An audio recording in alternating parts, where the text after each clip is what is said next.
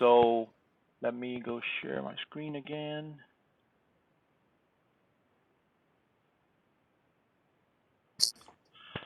All right, so let's get started. Hello, everybody. This is welcome to this accounting and finance virtual open house. We're very happy today that you guys are able to join us. We have, before I officially start, we have our dean. I'd like him, so he would like to say a few words. Go ahead, Demo. Well, good evening, everybody. Thank you for actually, joining our group, and I'm glad you could make it. I am actually. My name is Dr. Mohammed Saperi. I'm the dean of the School of Business and Public Administration. Everybody calls me Dean Mo, so that would be my designations actually. I just wanted to welcome you, and of course, Dr. Khan and others, will guide you through the night and about the program and what we have. But by the virtue of uh, joining actually our uh, open house, we are excited, and you have made the decision. This is actually, regardless of what your decision is, that you are smart, to look into your options and your futures, and that's what education is about. And if you see actually the photo, that is on your screen, yeah, that is the end you should envision. These are two students, who already have graduated. This is the ceremony and how excited they are. So in no time, when you start your education, you'll be there with your diploma in hand. Why is it so important for us? These are actually not any typical time periods. And more, you're going to see that, things may come up that may disrupt the whole life, the whole society, everything else. But people, who have better skills than education, they are the ones who are surviving, longer and best. So education is primary, benefit that, people can have in general. But in terms of options, we tend to believe that in general, the professional programs obviously will give you a boost in terms of employment, in terms of financials, and in terms of everything else. But we are a school of business and public administration, so the business programs are one of the most popular areas that people like to get degree in and get engaged in, because it is highly likely after graduation you will find job, you will find work. Our own internal data shows that, and we do that, report that to accreditation bodies. 95% of our students who graduated, they got employment after work after graduation. That's a very high number. Now you may say, oh, 95% only, but some people decide, go to graduate programs or do something else. But in terms of, wanting employment. So it's very highly likely that you will be successful. And not only employment, professional programs like business, you get paid much more than, social science degrees. But obviously there must be a level of interest. I understand that. People like to do other things in life, and that's what they like. But we professional degree people, we tend to think that, yeah, that's good, but also you need to bring, home, bacon, and you must, support your family and all those things. You have to pay for everything for that. So that's important. One of the always, sarcastic jokes I used to say, in my previous, life, in a way, maybe. I always would ask people, and I can ask you, have you ever heard of the terminology of starving business graduates? There's no such thing. But have you heard of starving artists? Yes, that's the terminology we use. Because yes, you may follow your, heart, but it may not necessarily give you the financial benefit. So, return on investment for your education in professional degrees and business programs are definitely much higher. It's proven, it's not even disputable. UDC obviously will be a perfect choice for you because I meant use the word return on investment. But would you like to pay 10 times as much for something, in the market than you can buy basically the same thing at 1/10 of the price? Because at the business price, you have to see what you get, what value do you get. Our business program has been ranked, and we are not making it up. Actually, it's official. It's posted.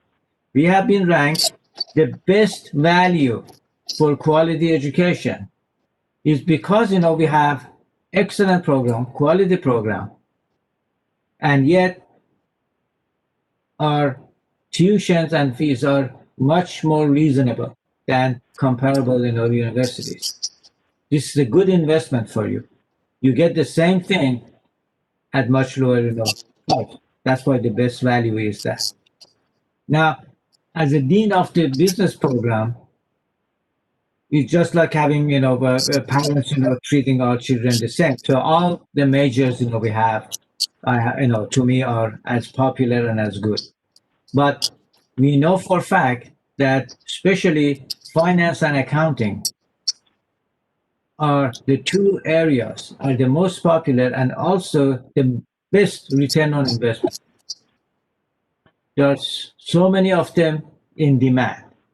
Yeah, you cannot find many of them. And Dr. Tan and others, will introduce you to the program and what we offer and what we have. But this is something that opportunity you should not miss. And I welcome you, and I hope and wish you the best, and you enjoy the rest of the presentations. And I leave the floor and give the stage to Dr. Tan. Thank you very much. Thank you, Demo, for your words. Thank you. Um, I just want to share with you the today's agenda. So we have a number of speakers join us. We're very happy that they're able to join us. We have Dr. Chan from our department. We have a student, Ivana, that's going to join us, and we also have the CEO of Structured Finance Association, Mr. Michael Bright. He's able to join us, and he will speak a few words towards. So this is where our agenda will look like. So if you have any questions, I just want to bring up, if you have any questions, the best way to have your questions answered is to type them into the chat area, and we will answer them, all of the questions, during the Q&A session towards the end of the event. Okay. So let me start with, obviously the dean has talked about, accounting and finance being sort of the cream of the business program. So why accounting and finance? From the data, it's always in demand. According to the Bureau of Labor Statistics, the potential for job growth in this area, accounting and finance, is about 10% job growth into 2024. Okay, and if you think that if you're in accounting or finance and you're only limited to the accounting industry or the finance industry, you're absolutely wrong. Okay, there are other opportunities where you can actually work in different industries, but you work within the finance and accounting functions of those industries. So you could be, for example, as an accountant in Disney. So you're working in an accounting function, but in a different industry. So again, it opens up a lot of opportunities. And another thing is that, as you work up the corporate ladder, there's obviously different opportunities in leadership roles that you can do. Okay, some of the options could be you could be promoted or moving up into controller roles, or ultimately you can go into the chief financial officer role in a corporation. Okay. The other thing I want to point out about our program is that our placement. Okay, recent placement. We have placed students in KPMG, EY, Deloitte, the DC government, as well as the DC government. Of course, not everybody, will want to enter the workforce after graduation. We have some students who actually graduate and move on into graduate programs, and some of alumni has actually went on to pursue their graduate program in Cornell University, AU, George Washington, and etc. Okay. So the programs that we have, the Department of Accounting and Finance, we have two programs, the BBA in Accounting and the BBA in Finance. If you look closely, out of the 88 credits, it's common between the two programs. In fact, all the business program in the management program, it's the same core requirements. The general education requirements and the business core is 88. It's common. And because of this commonality, right, an accounting major or a student in the accounting program can choose to double major in finance.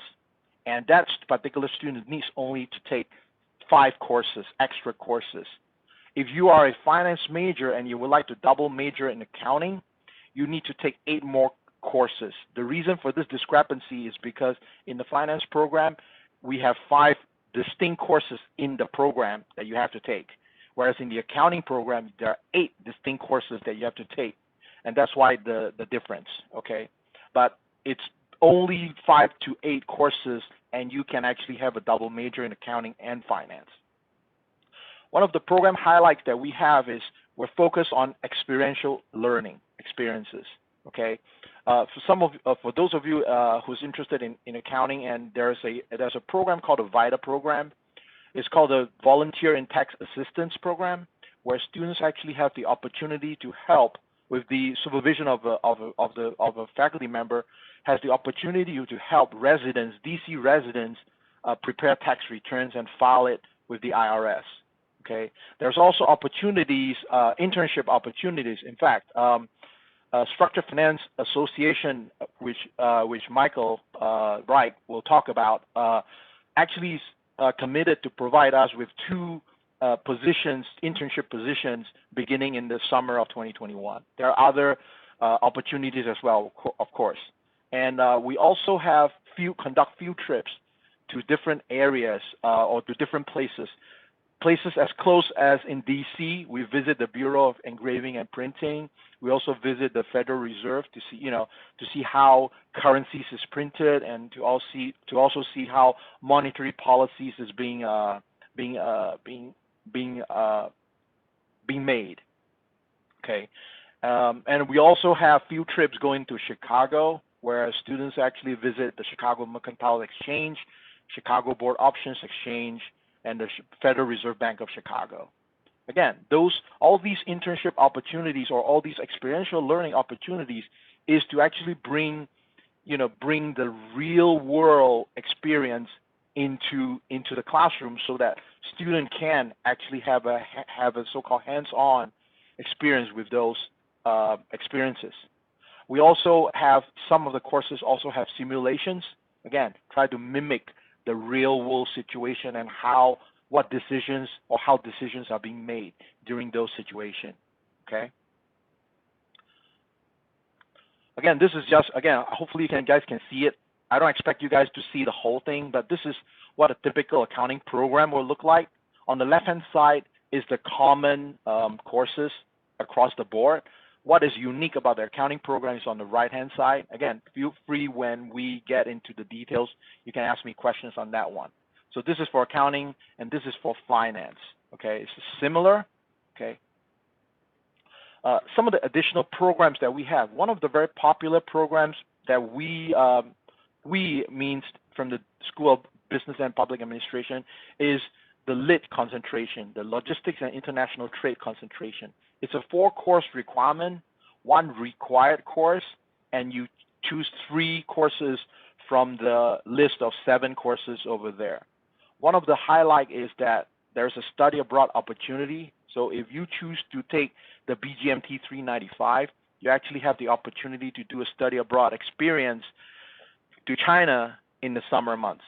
Okay, initially we actually had planned for this trip this past summer, but because of the pandemic, it was canceled. So we're now planning it to do it for the next summer. Okay, the business analytics concentration is it's in the proposal stage right now. It is not being offered yet, but it's a 4-course requirement as listed over there. Same thing with the FinTech certificate. Now, the FinTech certificate, unlike the concentration, it is not a degree-seeking program. So anyone can take, students, non-students can take the FinTech certificate. So it's a 3-course requirement, 1 required course, which is the Finance 350, which is Financial Analytics and Models, and you can choose 2 options, 2 courses from the list of 5 right there. Again, one highlight is that the opportunity to do a study abroad in the United Kingdom during the summer months. You can actually, the course is actually going to be hosted by Nottingham Trent University. So you spend 2 weeks in the United Kingdom, okay? So that's all I have. Again, if you have questions, feel free to put it down into the chat area and we will address them. So the next, we'll have Dr. Chan talk about the accounting certifications. Dr. Chan? I'm here, so I share my screen.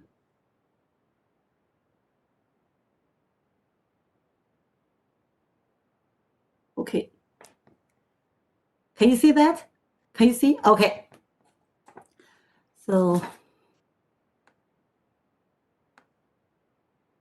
okay.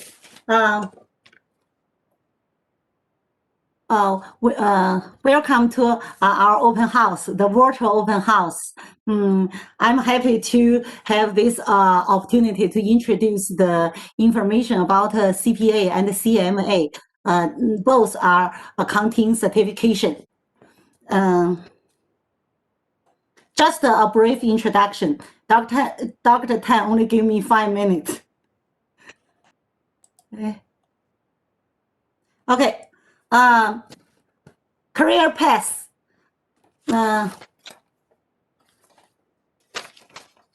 CPAs, we can see CPAs have a variety of career paths. In public accounting, you can work in auditing, tax, and management consulting areas. In business and industry, you can choose careers in companies of all sizes, working in financial accounting and reporting, management accounting, financial analysis, and treasure cash management areas. CMAs work in different areas in business and industries, such as the financial planning, cost management, internal controls, corporate finance, risk management and investment. So CMA job titles include financial analyst, management accountant, cost accountant, financial risk manager, corporate controller, highest level, chief financial officer. CPA, the whole title, the Uniform Certified Public Accountant Examination is developed by the AICPA with significant input and assistance by NASHBA and state boards of accountancy. That means if you apply your CPA exam and the CPA license, you need to submit your application to state boards, a different state. And CMA, the Institute of Management Accountants, this organization offers the Certified Management Accountants designation. So you take this organization, IMA, organize CMA exams and if you apply your certification, you need to submit the form to CMA, to IMA. CMA,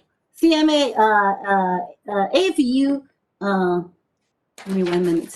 So for CPA exam application, you are required to hold a bachelor accounting degree, okay, and complete 120 undergraduate semester hours or equivalent, and complete some required specific subject areas, a different state, a different requirement. Another, for CPA license application, you are required to pass 4 sections of CPA exams and complete 150 semester hour, and have at least 1 year, of work experience in accounting.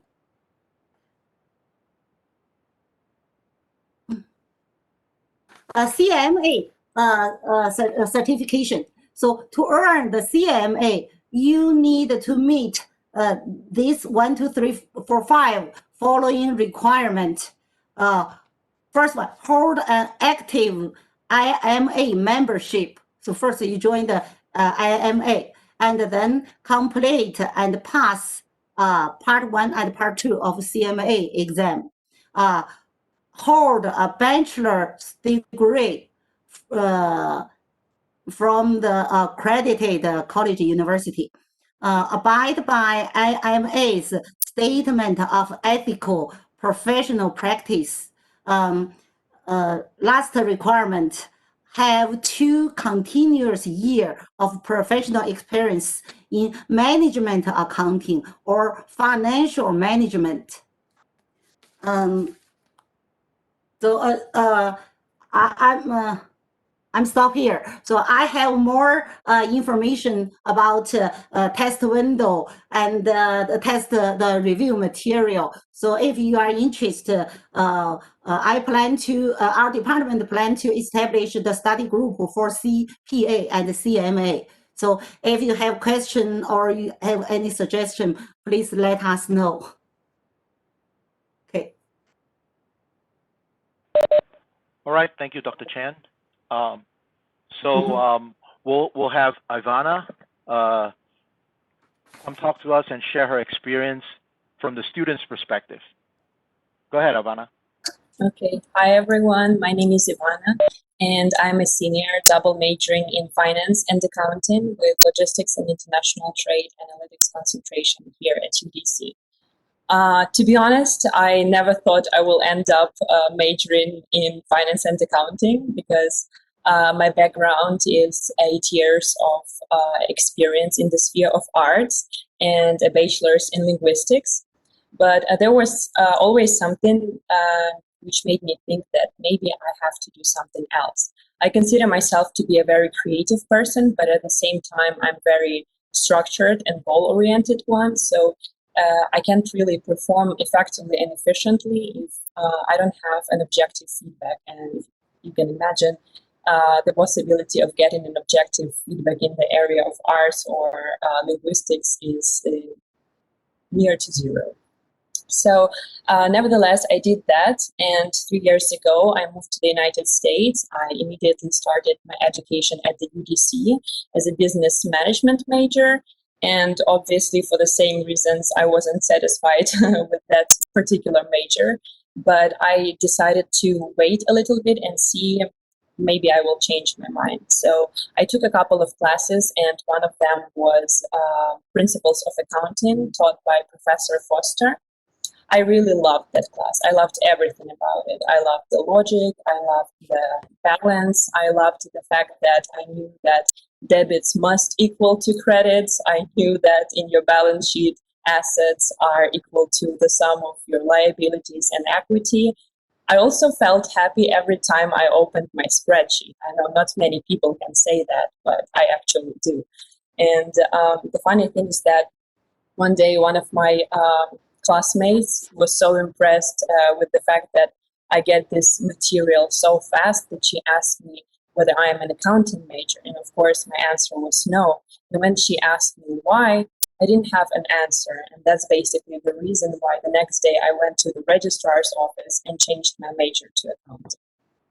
So I took a semester as an accounting major, and I realized that I do like it a lot. So I started thinking strategically. In order to be successful, I needed to show up to do something really nice to highlight my experience. So, as you know, one of the biggest milestones of an accountant, as we learned today, and all of us know, is the CPA license. And for that, you need 150 credit hours. The curriculum at the UDC, as you also saw today, for accounting major, consists of only 124 credits, so I needed to add extra credits and find them somewhere else. And thanks to Dr. Tan, I learned about the opportunity to do the double major in finance and accounting, and I like this idea a lot. Despite the fact that, you know, accounting focuses on the past and finance looks into the future, they still reinforce each other, and it sort of helped me to better understand both areas. Thanks to finance, I have a very good understanding of what time value of money is, and it is a key concept in literally anything that relates to money. And at the same time, thanks to accounting, I don't have any issues with, for example, capital budgeting or estimation of cash flows, things like that. And as Dr. Tan mentioned already, the best part is that you don't have to retake many courses that you would separately to pursue a major in accounting and separately pursue a major in finance. So you basically save a lot of your time. And I'm telling a lot of positive stuff about accounting and finance, but you also have to understand that it's actually a very difficult thing to do. It requires a lot of your time, energy, and effort. Personally, I can spend only 3 to 4 hours just reading a chapter. I'm not even talking about calculations. I can reread the same paragraph 10 times before I finally understand what it says. And also, it requires a lot of your attention to details. And I have a finance professor, who doesn't like when we do silly mistakes because we're not attentive. And he likes to say that it's fine when you do a silly mistake during an exam or quiz, because it will only cost you a couple of points, but in real life, it can cost you a job. So you have to be really careful with that. So despite the fact that accounting and finance are very, very challenging areas, I would say, double majoring in these two areas at the UDC gives you a lot of advantages. One of them is the fact that you can actually graduate with 2 degrees in a shorter period of time for a lower price. Second is the fact that you graduate and you become a more well-rounded person and professional. And finally, you become eligible for your CPA exam and you can receive the license. And I also wanted to highlight the importance of developing yourself as a personality, building your brand, and preparing yourself for success in the corporate America. So I believe that we do that at the UDC. We have an organization which is called National Association of Black Accountants, or NABA. And a UDC chapter is considered to be the biggest chapter in the DMV area. So our chapter prepares our students for different conferences. It notifies about different scholarships, internships, full-time opportunities, webinars, all the good stuff. So NABA gave me literally everything I needed. This semester, I participated in the NABA Learning Series with Accenture Finance team, which was extremely interesting. I learned a lot about finance and about the process of applying for a job at the Accenture. We also went through different case studies. It was extremely interesting. Also, I attended a couple of webinars that helped me to learn how to nail an interview, how to network in virtual environment, how to develop my LinkedIn profile.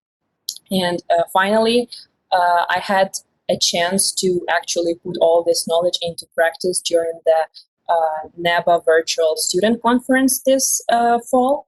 And I see from the participants list, we have Shantiz, we have Kamara, Tersa, all of them were there with me, and I believe that they will agree that it was a very rewarding experience. We had a chance to network with representatives of the biggest and most successful firms in the corporate world. They shared their experience, they gave us their advice, and most importantly, they inspired us to grow, to develop, and to become the best professional versions of ourselves. Personally, I had 6 interviews during the conference, and it was extremely surprising, but I actually got 6 offers. So all of them wanted to have me as their intern. So I cannot even express how excited I was and how much confidence this experience gave me. But to conclude, I guess I can say that choosing a major and choosing your career path is extremely difficult. It's extremely challenging, but don't be afraid to experiment and try yourself in different areas. I personally submitted the change of major form 5 times in 3 years, and I don't regret it. So I'm happy that I chose to double major in finance and accounting, and I feel like I'm moving in the right direction. Thank you. Thanks, Ivana. Thank you. So next on the agenda, we're going to have Michael Bright, CEO of Structured Finance Association, share with us some words from him. Michael? Yes, hi. Thank you, Dr. Tan. Good to speak with everybody. Thank you for spending your Tuesday evening with us. It's really nice to meet you virtually. I hope to meet more of you in person in the coming months. I won't take too much time, but I really appreciate being invited to your virtual, get together here to talk about, your futures potentially in the financial services industry. I'll give you a couple of pieces of information about the Structured Finance Association and how maybe our paths could cross as you all look for internship possibilities or full-time employment once your student careers at UDC are completed. The Structured Finance Association is a trade association located in Washington. We're made up of about 370 large institutional members, all of whom are involved in some way in the structured finance, that is to say, securitization industries in one form or another. So basically, any major financial services firm you can think of is a member of ours, from JP Morgan, Wells, Quicken, Goldman, those type of firms, to Fidelity Investments and PIMCO and BlackRock and large asset managers, as well as institutions such as rating agencies or data providers like Deloitte and analytic services and accounting firms, PwC in the middle. They're all our members. And what we try to do as an organization is to aggregate all of our members and advocate for regulatory policies that have a beneficial impact on the structured finance market and securitization market, with an eye toward the ability of using our markets to get capital into the real economy. So while structured finance sounds and sometimes can feel very removed from tangible day-to-day real economy, Main Street type issues, that's actually not the case.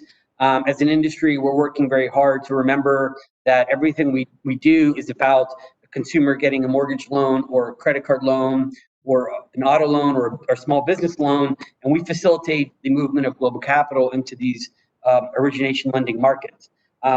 So if you pursue a career in finance or studies in finance, hopefully you'll come across structured finance and in your academic pursuits, and you'll learn a little bit more about how these bonds and securities work, things like mortgage-backed securities, Ginnie Mae, Fannie Mae, and asset-backed securities, et cetera.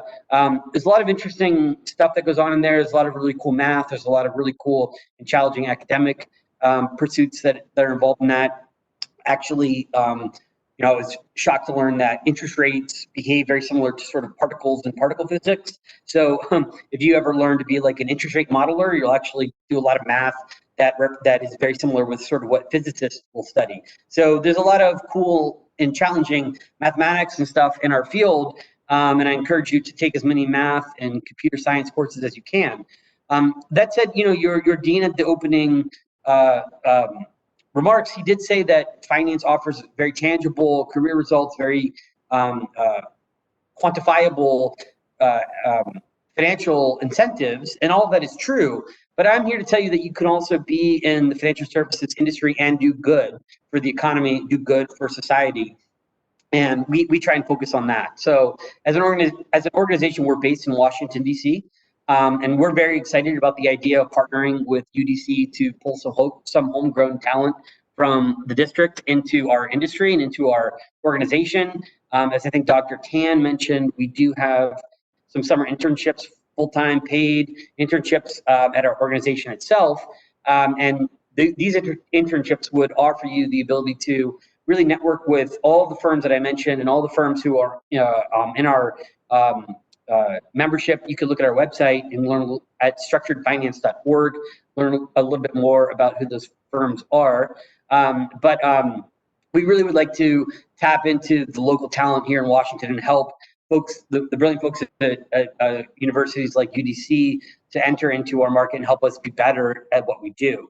And you can do that. Like I said, there is challenging mathematics, there is some challenging tangible economics, and take as many of those courses as you can would be my recommendation. But that doesn't mean that you have to see the idea that you can make a really positive impact on society. So we really try and bridge the gap between markets that function kind of in a silo over here and the real economy that functions over here.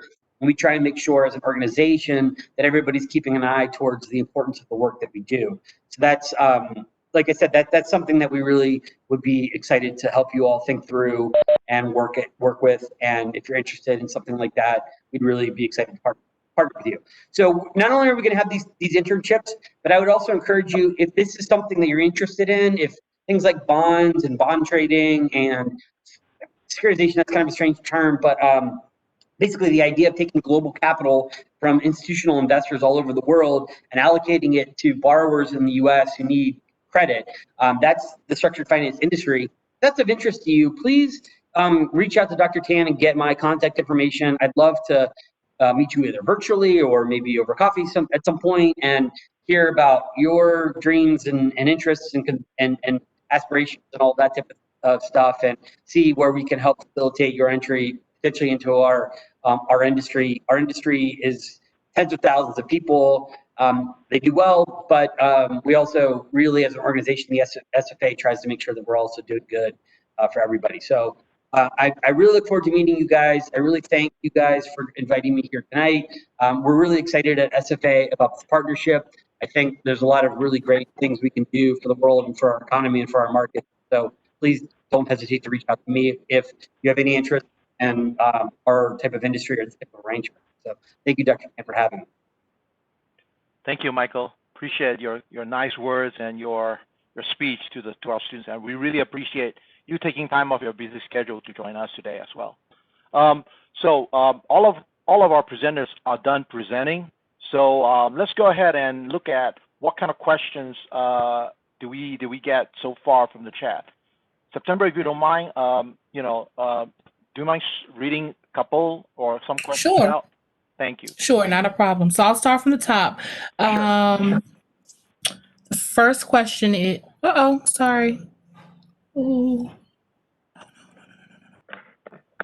I'm sorry about that. That's okay. I did get some. That's okay. I'm sorry. That's okay. I had that's fine. That's fine. mishap. Actually, Okay, that's so the first question from the top is, what if you're a business management major? How many more credits would you need to convert to a double major? And this is from Angel Coachman. Okay, I actually responded through the email, through the chat, but I'll off my head, I don't know how many extra courses you'll need because I haven't looked at the management major requirements yet. But if you are really interested, feel free to contact me, offline, and we can definitely talk about how many credits. It shouldn't be off my head. I'm thinking if you're double majoring, let's say you're majoring in management, double majoring in accounting, I would think you will need 8 more courses. That's my thought off my head. But again, we'll need to see what courses you have taken, and and then blend it into the double major, and we'll see how many more courses you will need to take in order to double major in management and accounting. Okay. Okay. The next question is from Isabella Munoz. How long will it take to have an accounting certification? How many credits does it require? Okay. First of all, Isabella, if you don't mind, I'm muting. I want to find out more. What do you mean by accounting certification? Are you talking about the CPA and CMA, the certificate that Dr. Chen was talking about? Yes, Dr. Tan. I basically refer to the CPA that I saw in the PowerPoint slide of Dr. Okay. Okay. So again, to answer it in a very short way, in order to qualify to take the CPA exam in the DMV area, you need 120 to be able to take the exam.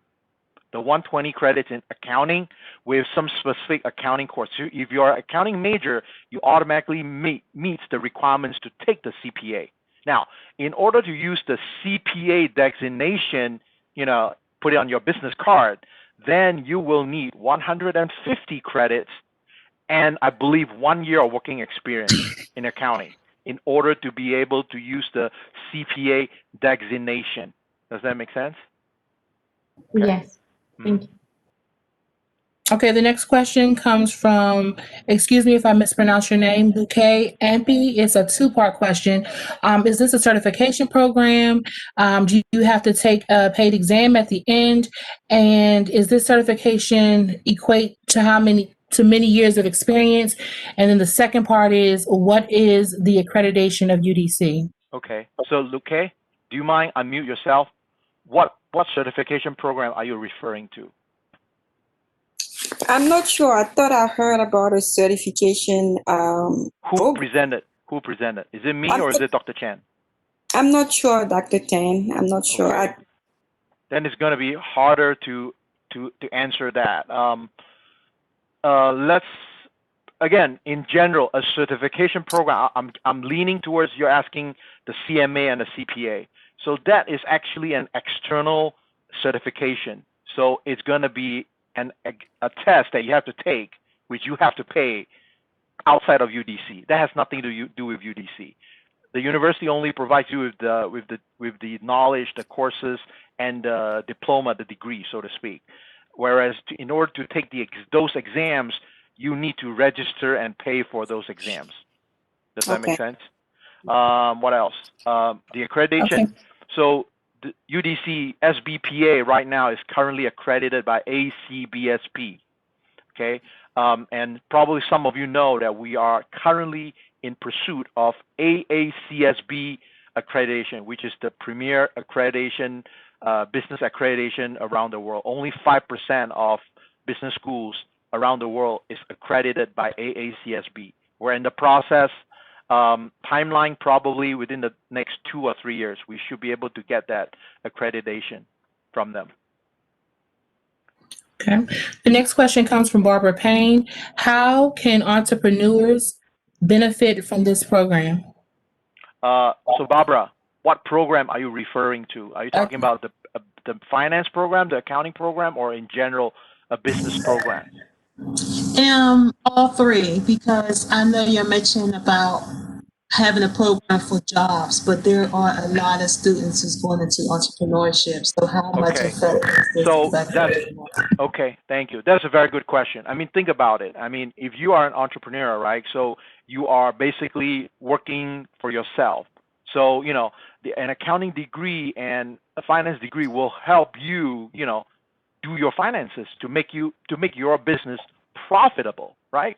You can be, no offense to the marketing major, you can be a marketing major to sell your products well, but without the necessary tools to, to control your costs and how do you sell it and at what prices, then your business is not going to succeed, right? So having a accounting or finance degree or background will help you in this case on the number crunching side to make sure you can, how much do you need to charge in order to make a profit, right? Isn't that what we're all about, right? We're talking about, at the end of the day, your business needs to be successful. One of the metrics to measure success is whether is your business making a profit or not, right?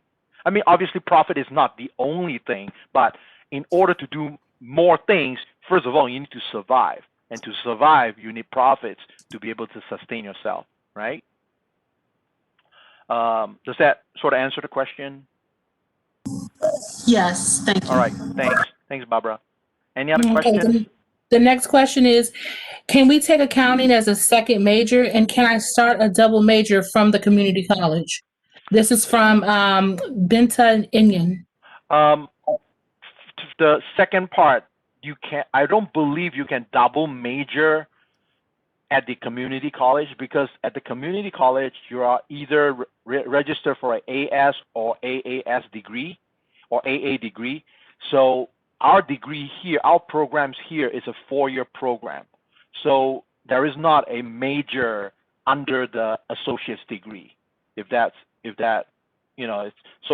at a different level. What you can do is you have to move into the 4-year program and then double major in that case, in that instance. Does that make sense? Whose question is that? Whoever asked the question, if you want to, if you have anything to follow up on this, on my response, feel free to respond. If there anything. So I can't, like, let's say I want to do the BB in the 4-year college. Can I start in the community college, or I have to let's say if I want to transfer to the 4-year college, I have to start fresh? Okay, I got it. You can start at the community college, right? The end point of the community college is a AA or AS or a AAS degree.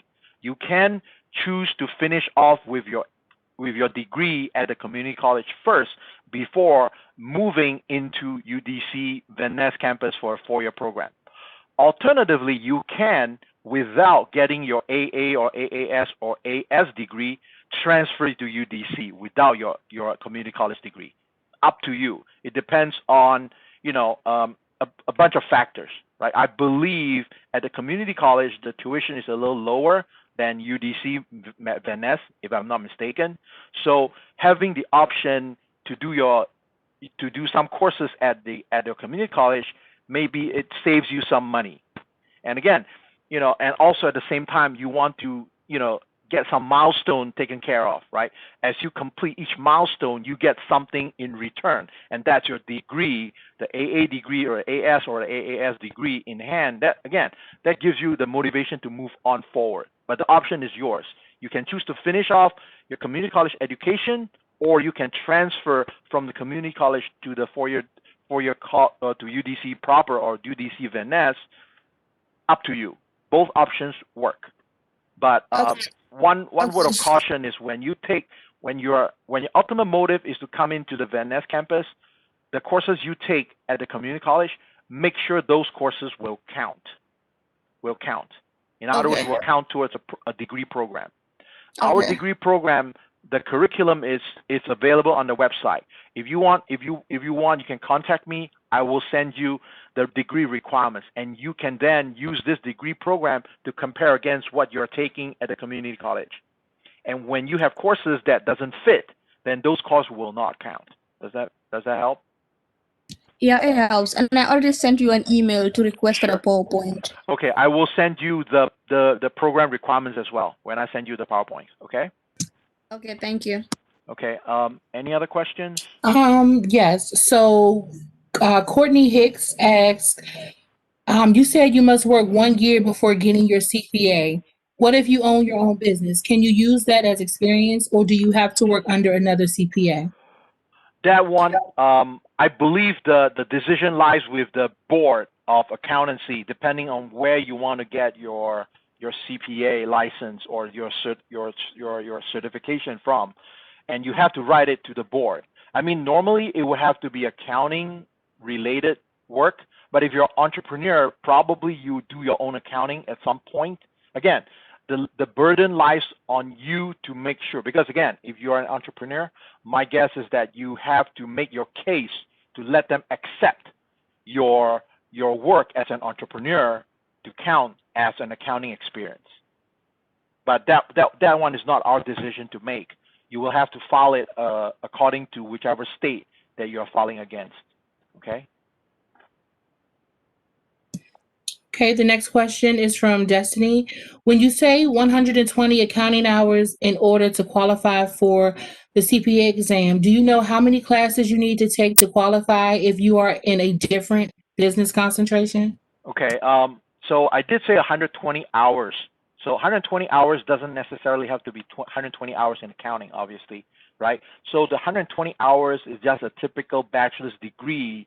If you are a accounting major with 120 hours, you automatically qualify to take the CPA exam in the DMV area at least. All the other states I'm not 100% sure about, so I'm not going to comment on that. You can take that. If you are a different concentration, let's say you are a you're a business major with a with a marketing concentration, and you want to take the CPA. In order to do that, you will need to take specific accounting courses that is required by the respective board of accountancy in order for you to be qualified to take the CPA exam.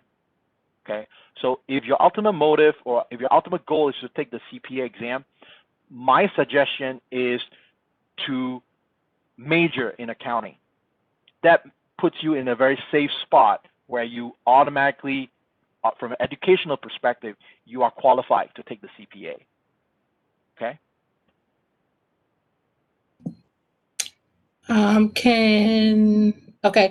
Ms. Payne wants to know, can you take a break and then come back to take the CPA?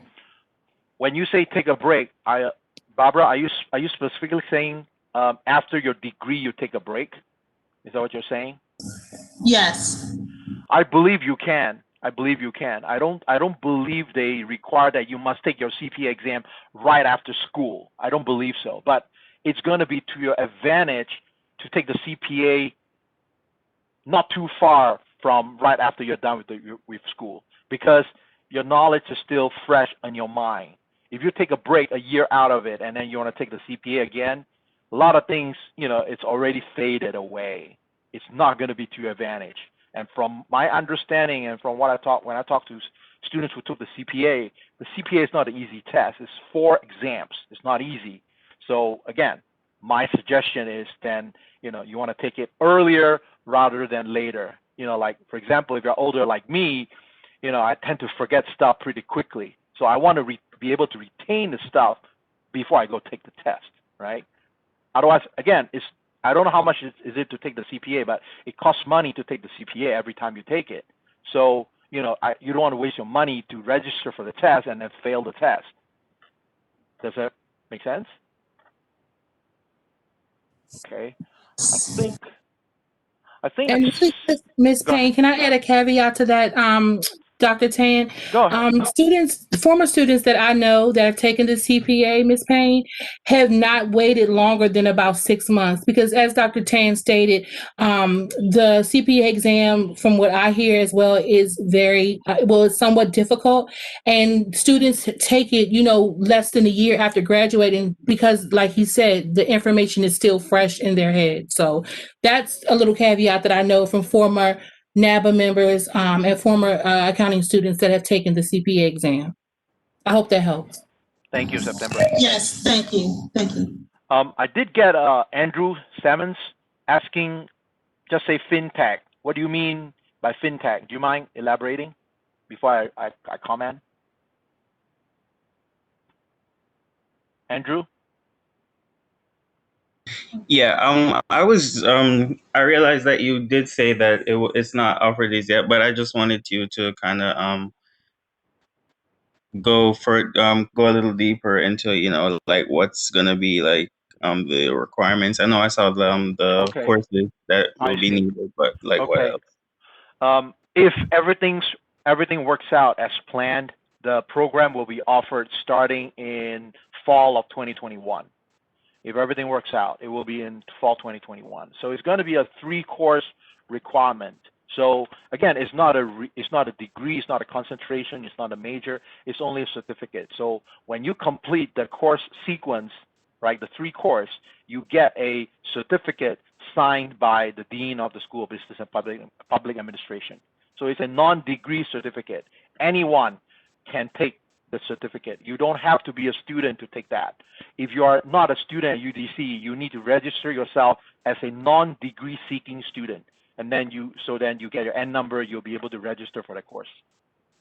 So that those is a 3-course sequence, as I said. Okay, thank you. Yeah.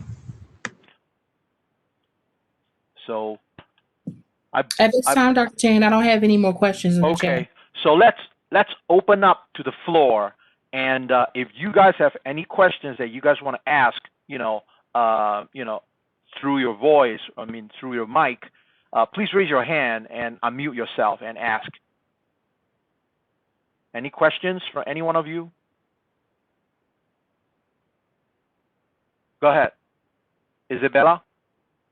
Yes. For example, I'm interested in becoming a tax preparer just like for next year, maybe as soon as I can. I don't know. Should I enroll in an accounting class? I basically been looking for some information on the internet, but I haven't found anything. And Okay. that's why basically I'm looking to this into this now. Okay, so are you interested in the accounting or the finance? Accounting. Okay, what is your major currently? So my major currently is political science. I'm a freshman.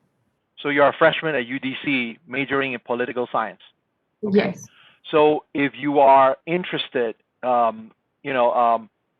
what I would recommend is take one course, take an intro course in accounting and see if you like it. Don't take that many. Just take one for spring and see how you like it. Unless you're really, seriously saying that I really want to do it and you just switch it, right? But again, switching has cost, right? If you switch here and you switch back to political science, some of the credits will be lost. Does that make sense? Okay. Yes. Given that you're a freshman right now, most of the courses you're taking should be at general education or IJET courses, right? You haven't taken really those poli-sci courses yet, right? Yes. So, taking one course in the spring semester in accounting will get your feet wet to see if you really like it. If you really like it, then you might consider switching, just like what Ivana said. She switched 5 times, changed her major 5 times in 3 years. It's okay. Don't be afraid to change, right? But before we get into big switching in your case, because she switched within the business field, so that's her loss is smaller. But for you, if you switch and then you don't like and you want to switch back to poli-science, the number of credits potentially lost could be pretty large. Does that make sense? Okay. Yes. And what about, for example, I know that to become a tax preparer is what do you know about become tax preparer? Like, should I enroll in any class? Because I really want to do that for like becoming what again? just I did not a get quick that. job. Becoming what? Tax preparer. Tax preparer? Yes. I believe in you. Are you saying that you want to become? You want to do this as a job for yourself? I want to keep with my major, but I want to learn this like on my regular hours, so I can have like this kind of job for next year maybe. Or Okay, so next let me year. get this right. So you're saying that you would like to do tax preparation on the side? Yes. On the side, okay. I believe you, in order to be able to, again, if you're just doing this for yourself, that's okay. But if you want to do tax preparation for someone else, I believe there are some courses that you need to take in order to do that. I mean, the most logical way to do it is to become an accounting major, and then participate in what I mentioned earlier, the VITA program. The VITA program will allow you to do that. Now, once you go through the program, with an accounting degree and hopefully getting your CPA, then you can, if that's what you want to do, then you can actually open up your business to help people file taxes. A lot of the accountants out there, after a few years in the accounting firms, they actually, this is what they do.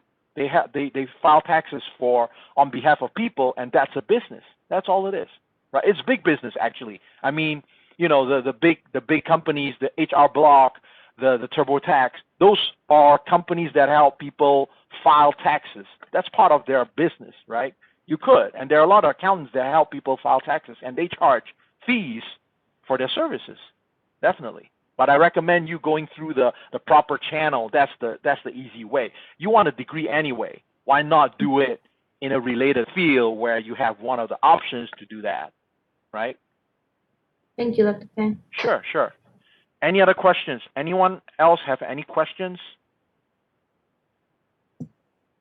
Dr. Tan, a question came through the chat from Courtney Hicks.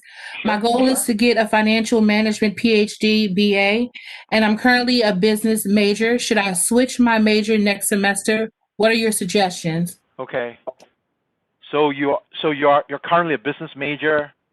You want to get your PhD in financial management. You don't necessarily have to switch major. That's not a requirement, but I recommend you switching to finance at the same time, taking as many quantitative courses as you can.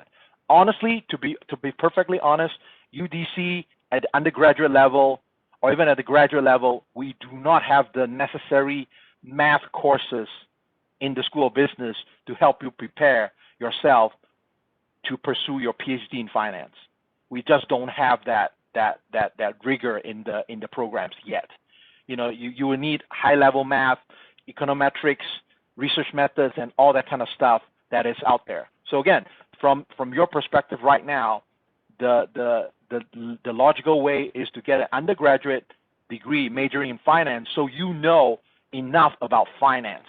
And then moving on to a graduate degree somewhere where you can learn the tools for your research. Does that make sense? Whoever asked that, Courtney. So Courtney, are you still here? So does that make sense? She said yes. Thank you, Dr. Tan. Okay, sure. Another question. Okay, go ahead. If you would like, feel free to shoot me an email. We can talk offline. I'll be able to point you a little more closer on that. Okay, go ahead. Okay, thank you. Another question from Ms. Hicks, Octavia Holt. Are there examples of the pathways these certifications may lead to? Octavia, which certifications are you referring to? I was just trying to see if there are going to be another session where it's a pathway for FinTech, a pathway for the I kind of forgot some of them, but the CMA, the CPA, stuff like that. Okay, I see. So again, just to keep it short, CPA, the pathway, if you get a certification, then it's because it's a public accounting track. So you typically would work for a public accounting firm, like the Big Four or the Big Five accounting firm. That's the so-called the CPA track. And then for the CMA, it's more a managerial or management accounting field, where you actually, becomes an accountant in a company. So you're not necessarily working for an accounting firm, but you work for a firm, whatever the firm is. It could be Disney, it could be a manufacturing firm, it could be a service firm, but you work in the accounting department. So that's two separate tracks. For the FinTech, the possible track out there, again, because it's only a 3-course certification, this certification doesn't really, open up a whole lot of career paths, so to speak. It does provide you get your feet wet kind of thing, where after taking getting this certificate, it might actually trigger you to move on to say maybe I would like to do a master's degree in FinTech, for example. This is more like the pathway for that particular FinTech. Again, it's not offered yet. hopefully fall of 2021. What about the lit concentration? How does that play into? Because I'm a finance major, not double major or anything. So the lit concentration is not my area, but I'll talk briefly about it. Again, the lit concentration allows you to again, I know one recent graduate of the lit. The lit concentration is actually a STEM-based concentration. So it's STEM, even though it's in business. It's a STEM business-based concentration. So it allows you. It opens up a lot of the different STEM field area jobs that you can work on. For example, I believe I know a recent graduate from the lit program actually is working for NASA right now. What's that word? NASA, the Space Administration so-called agency. So as you can see, think about this business student working for NASA. You would think scientists, engineers, astronauts working for NASA, but not business one. That's one of the pathway out for lit concentration there. That again, if you want to find out more about the lit concentration, you can definitely add the lit concentration to your finance major if you would like. If you want to find out more about the lit concentration, feel free to shoot me an email, and I will provide you with the contact person for the lit concentration. He would be able to provide you with more detailed information about that particular concentration. Anyone else have any questions?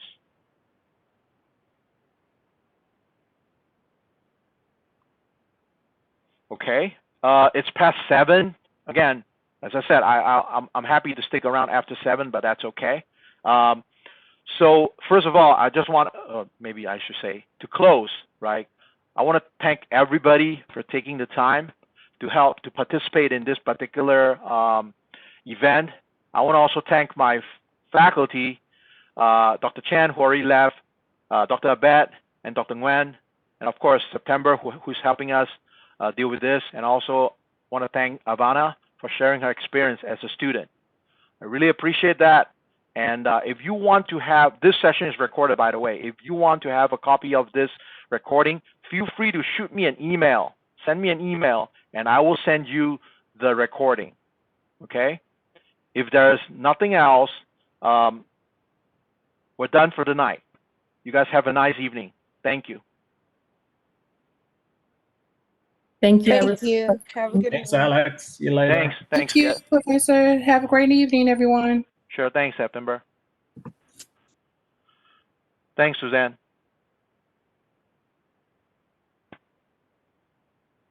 Thank you, Alex. Thank you. Sure. Thanks. Dr. Tan, Yes. What's up? I'm so sorry. One last thing. I was just wondering why we don't have a program like this for the other majors. I know we have What? What do you mean? What? marketing. You mean for the MBA? Yeah, for marketing and also for management information system. Why don't No. What? So, you mean this event, the open house? You're saying the open house for MIS major? Are you talking about that? Right. That's right. Oh, this one you have to talk to the department chair. Okay. It's beyond my control, right? I only deal with the accounting and finance side. Okay. Anything else beyond my area is not my so-called, again, jurisdiction, so to speak, right? Okay, so Yeah. Dr. Mo will be a better person to ask. Dr. Hua. Dr. Wa, okay. But I believe they are planning it. I just don't know when. I know they are trying to plan it. Again, I don't know when, but they are planning it. Okay. Okay. All right. Yeah. Thank you so I much. think so. Yeah. Sure. Okay. Bye-bye.